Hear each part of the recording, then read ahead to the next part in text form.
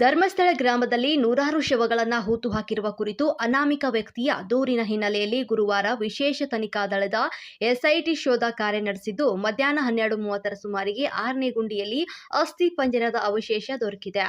ದೂರುದಾರ ಸೋಮವಾರ 13 ಸ್ಥಳಗಳನ್ನು ತೋರಿಸಿದ್ದು, ಮಂಗಳವಾರ ಮೊದಲ ಸ್ಥಳದಲ್ಲಿ ಹಿಟಾಚಿ ಮೂಲಕ ಅಗೆದರೂ ಕೂಡ ಅಲ್ಲಿ ಏನೂ ಸಿಕ್ಕಿರಲಿಲ್ಲ. ಬುಧವಾರ ಕಾರ್ಮಿಕರ ನೆರವಿನಿಂದ 5 ಕಡೆ ಅಗೆಯಲಾಗಿದ್ರೂ ಕೂಡ ಅವುಗಳಲ್ಲಿ ಯಾವುದೇ ಅವಶೇಷ ಪತ್ತೆಯಾಗಿರಲಿಲ್ಲ. ಗುರುವಾರ ಬೆಳಗ್ಗೆ 11ಕ್ಕೆ ನೇತ್ರಾವತಿ ಸೇತುವೆ ಕಡೆಯಿಂದ ಹಿಟಾಚಿಯೊಂದು 6ನೇ ಪಾಯಿಂಟ್ ಕಡೆ ತೆರಳಿತು. ಅಲ್ಲಿ ಅಗೆತ ಆರಂಭಿಸುತ್ತಿದ್ದಂತೆ 3 ರಿಂದ 4 ಅಡಿ ಆಳದಲ್ಲಿ ಅಸ್ಥಿ ಪಂಜರ ಕುರುಹು ಪತ್ತೆಯಾಗಿರುವ ಮಾಹಿತಿ ಲಭ್ಯವಾಗಿತ್ತು.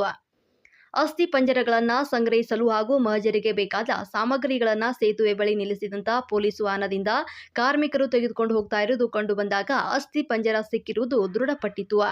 ಅಸ್ಥಿ ಪಂಜರ ಗಂಡಸಿನದಾಗಿದ್ದು ಕೆಲ ಎಲುಬುಗಳು ದೊರೆತಿವೆ ಎನ್ನಲಾಗ್ತಾ ಇದೆ. ಅಲ್ಲದೆ ಶವ ಪರೀಕ್ಷೆ ಮಾಡಿ ಹೂಳಲಾಗಿದೆ ಎಂಬ ಶಂಕೆಯೂ ಕೂಡ ವ್ಯಕ್ತವಾಗಿದೆ.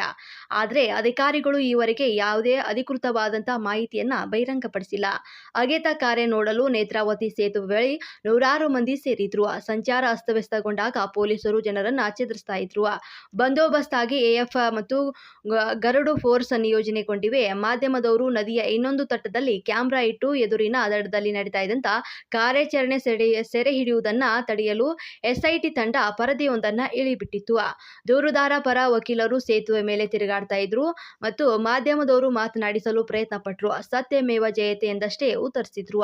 ಮಹಜರು ಪ್ರಕ್ರಿಯೆಗೆ ಹಲವಾರು ತಾಸು ತಗುಲಿದ್ರಿಂದ 7ನೇ ಗುರುತಿನ ಕಡೆ ಹೋಗಲು ಸಾಧ್ಯವಾಗಲಿಲ್ಲ. ಶುಕ್ರವಾರ ಕೂಡ ಕಾರ್ಯಾಚರಣೆ ಮುಂದುವರಿಯಲಿದೆ.